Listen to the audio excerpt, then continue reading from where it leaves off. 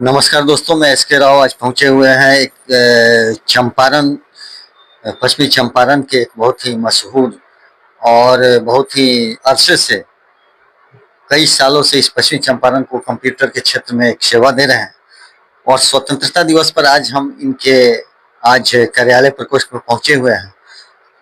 इनका परिचय देना सूरज को क्या कहते हैं, उसको चिराग दिखाने के बराबर है, क्योंकि ये किसी परिचय के मोहताज नहीं है। काफी दिनों से पश्चिमी चंपारण में कंप्यूटर के क्षेत्र में एक आंदोलन के रूप में यहाँ के बच्चों को सिखा रहे हैं। तो आज हम इनसे ये जानना चाहेंगे और एक और बात इनसे कहेंगे कि चंपारण में जो शुरुआती दौर में जहाँ लोग कंप्यूटर के बारे में जानते नहीं थे, तो वहाँ पे इन्होंने एक एक तरह से एबीसी जो यहाँ पे कंप्यूटर को कहिए एबीसी सिखाने का काम किया हो। और इनको एक कंप्यूटर के क्षेत्र में भीष्म पिता के पितामह के रूप में जाना जाता है। इनको ये हैं निकमेक कंप्यूटर के निदेशक वैद्यनाथ कुमार जी। और हम इनको आज स्वतंत्रता दिवस पर काफी शुभकामनाएं भी देते हैं और आगे भी कहेंगे कि यहाँ के बच्चों और यहाँ के बेरोजगारों को कंप्यूटर और अन्य भी क्षेत्रों में काफी रोशन करते रहें, उनके कैरियर को संवारते रहें।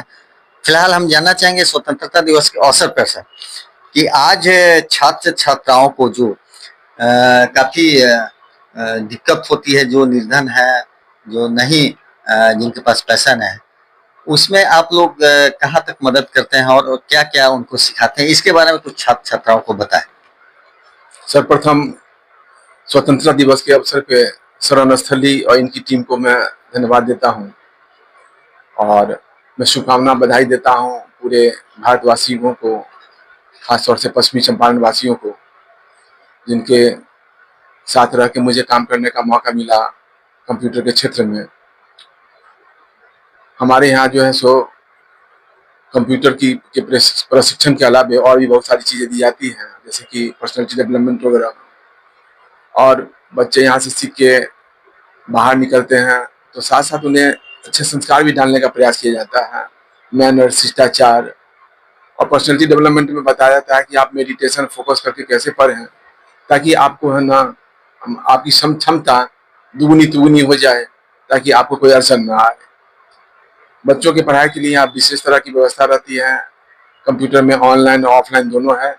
जो बच्चे चाहते हैं कि मैं ऑफलाइन की पढ़ाई करूं तो ऑफलाइन की व्यवस्था है, और जो यहाँ आने में असमर्थ हैं, दूर के हैं, तो वो घर बैठे बैठे रजिस्ट्रेशन करवा के वो ऑनलाइन की पढ़ाई अपनी कर सकते हैं। अच्छा, आपके अभी संस्थान में निकमेक कंप्यूटर जो है संस्थान आपकी, इसमें अभी क्या क्या फैसिलिटी और कौन कौन से कोर्सेज यहाँ पे मौजूद है अभी फिलहाल? अभी हमारे यहाँ तो अभी मैंने बताया कि ऑनलाइन ऑफलाइन कोर्सेज हैं ही, साथ साथ जो स्टूडेंट्स चाहते हैं कि फ्री ऑफ कॉस्ट पैसा नहीं लगे कोर्स करने के लिए, तो उसके लिए है ना मेधावी छात्र छात्राओं के लिए अलग से स्कॉलरशिप की योजना है। एक छोटी सी स्कॉलरशिप की परीक्षा ली जाती है और लेने के बाद उनके मार्क्स के अनुसार उनको छूट दी जाती है, ताकि उनको मेधा के मुताबिक उनको उसका लाभ मिल सके। दूसरा है कि जो बच्चे चाहते हैं बड़े कोर्स करना, जैसे BTech, BCA, BBA, B pharma, BSc Ag, BSc nursing, fashion designing, ये सब कोर्स करने में लाखों रुपया खर्च होता है, तो सरकार उसको खर्च वहन करती है। 4 लाख स्टूडेंट क्रेडिट कार्ड के तहत वो उस कोर्स को करते हैं, और वो भी बिना किसी इंटरेस्ट के। और जब उनको नौकरी लग जाती है तभी उनको रिफंड करना होता है, और हम उसे मदद भी करते हैं कि आप कैसे कोर्स करें, किस तरह से करें, और चयन करने में हम किन किन बातों का ध्यान रखें, उस कोर्स को या उस यूनिवर्सिटी को। मतलब कि आप पूरा गाइड करते हैं उसको और उनको लेने में, कोर्स लेने में मदद भी करते हैं, एडवाइस भी देते हैं। अगर आपके पास छात्र छात्राएं आना चाहते हैं तो कैसे कांटेक्ट करेंगे, क्या लोकेशन वगैरह क्या है, एड्रेस क्या है, ये थोड़ा बताइए। यहाँ का बेतिया में पार्वती कॉलोनी जो सुप्रिया रोड में स्थित है, यहाँ पे कांटेक्ट कर सकते हैं। और साथ साथ है ना हमारे वेबसाइट है, गूगल पे भी सर्च करके देखा जा सकता है और आसानी से वहाँ पहुँच जाएंगे, क्योंकि ये प्राइम लोकेशन पे ये संस्था चल रही है। 35 ईयर से संस्था अपने काम को कर रही है, और संस्था का एक ही लक्ष्य है कि हमारे स्टूडेंट पढ़ के सफलता हासिल करे, वो तो या तो रोजगार करे या फिर स्वरोजगार करें। अभी जैसा कि मोबाइल का प्रचलन काफी हद तक हो गया है और सबके पास मोबाइल लगभग हो गया है, तो इसमें सोशल मीडिया काफी आजकल एक्टिव है और छात्र छात्राएं भी उसमें काफी इंटरेस्ट लेते हैं। तो ये कहाँ तक इसमें लाभ हानि क्या है, ये थोड़ा बताया जाए सोशल मीडिया का। सोशल मीडिया एक बहुत व्यापक क्षेत्र है और इसमें खास तौर से स्टूडेंट्स को, छात्र छात्राओं को जुड़ने समय बहुत सोच समझ के जुड़ना चाहिए, क्योंकि ये सजा भी देता है और मजा भी देता है। लेकिन अगर वो सोच समझ के इसका इस्तेमाल करें तो उसे बेनिफिट मिलेगा। आमतौर पर देखा जाता है कि स्टूडेंट्स है ना, रील देख रहे हैं लगातार, तो लगातार देखते चले जाते हैं। उनके मन में इतनी कचरा भर जाती है कि उस कचरे से निकलने के लिए उनको करीब 1 घंटा, आधा घंटा, 2 घंटा लग जाता है। तब तक बेशकीमती समय बर्बाद हो जाता है। अभी कुछ कुछ ऐसा भी उदाहरण मैं दूंगा कि 7 साल का बच्चा अचानक है ना मौन धारण कर लिया। माँ पिता उसके बड़े चिंतित हो गए कि मेरा बेटा बोलता नहीं है। और जब है ना डॉक्टर से संपर्क किया गया, बताया गया कि देखिए कुछ महीनों से मेरा जो बच्चा है वो मुझसे बात नहीं करता है, चुपचाप मोबाइल में ही लगा रहता है। तो बच्चे से पूछा गया कि बेटा बताओ तुम्हारे कितने मित्र हैं। तो उस बच्चे ने कुछ कहा, सर आप कौन सा, अंकल आप है ना ऑफलाइन मित्र के बारे में जानना चाहते हैं या ऑफलाइन मित्र के बारे में या ऑनलाइन मित्र के बारे में। डॉक्टर को समझते देर नहीं लगी कि ये लड़का है ना एडिक्ट हो गया है मोबाइल का। तो उन्होंने बताया, पूछा कि दोनों बताओ। तो बच्चे ने कहा कि ऑफलाइन तो मेरे कोई मित्र नहीं है, लेकिन ऑनलाइन मेरे सैकड़ों मित्र हैं। तो अंदाजा कर सकते हैं कि बच्चा समाज से कैसे करता जा रहा है। सोशल मीडिया जो है इस समाज को एक जोड़ने का माध्यम होना चाहिए, लेकिन वो माध्यम जोड़ने का क्या बनेगा, वो तोड़ने का। विदेशों में बहुत सारे ऐसे देश हैं जहां पर है ना बच्चे को खास उम्र तक ही मोबाइल इस्तेमाल करने की बात बताई जाती है और मैट्रिक के नीचे के बच्चे को तो मोबाइल से बहुत दूर माना बंदिश लग गया, प्रतिबंध लग गया। अब यहाँ के भी भारत में भी बहुत सारे ऐसे राज्य हैं जहां पर इस पे बंदिश लगाई गई है। तो जो बच्चे बड़े हो गए हैं, मैट्रिक इंटर में आ गए हैं, इनको खुद सोचना पड़ेगा कि हमको कब दूरी बनानी है, कब नजदीकी रखनी है। अगर ये समझ ज्ञान उन्हें नहीं आया तो उनके लिए बहुत ही परेशानी का सबब बनेगा। जो सफलता वो चाहते हैं, जो वो लक्ष्य चाहते हैं, वो लक्ष्य वो प्राप्त नहीं कर सकते हैं, उन्हें अड़चन आएगी। इसलिए सोचना बहुत जरूरी है कि हमको कब और कैसे इस्तेमाल करना चाहिए।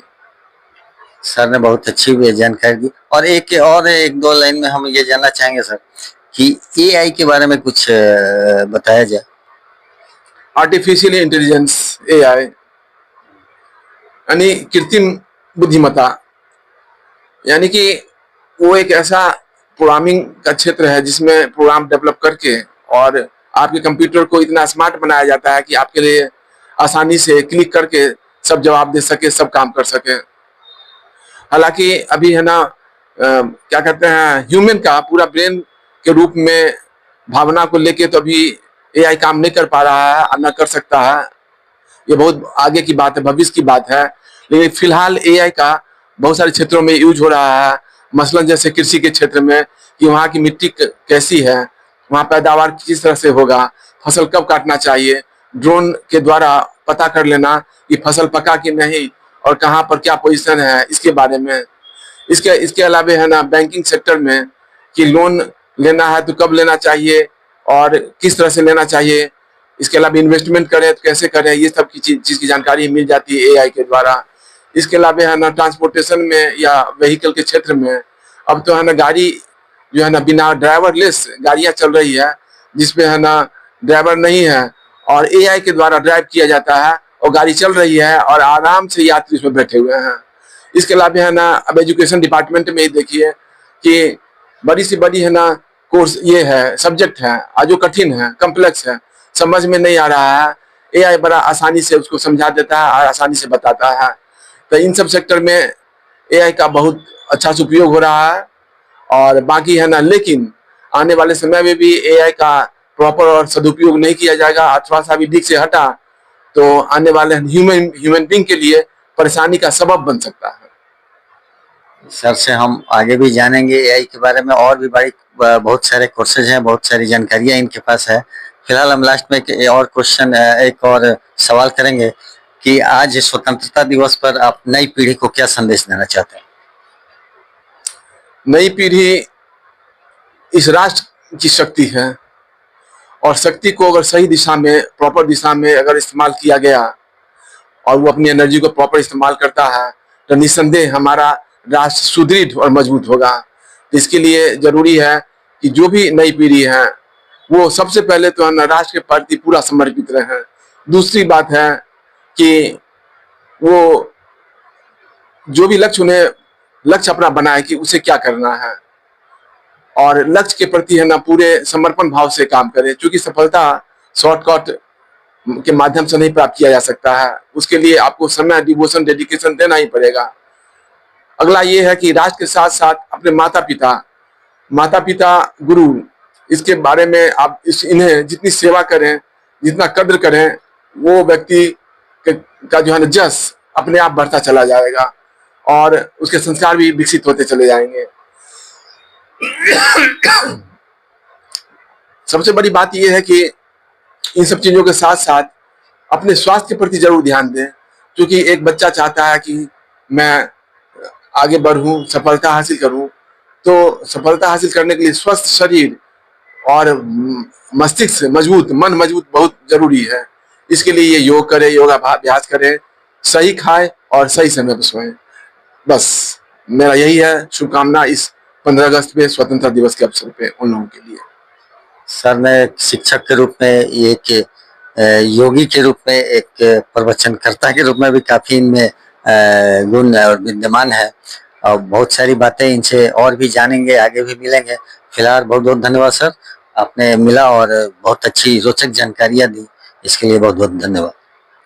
सर्वनस्थली की टीम को और सभी मेरे जो देशवासी हैं, और साथ साथ हमारे चंपारण वासी, खासकर जो छात्र छात्राएं हैं, उनके लिए कि कोई भी चीज कठिन नहीं होता है।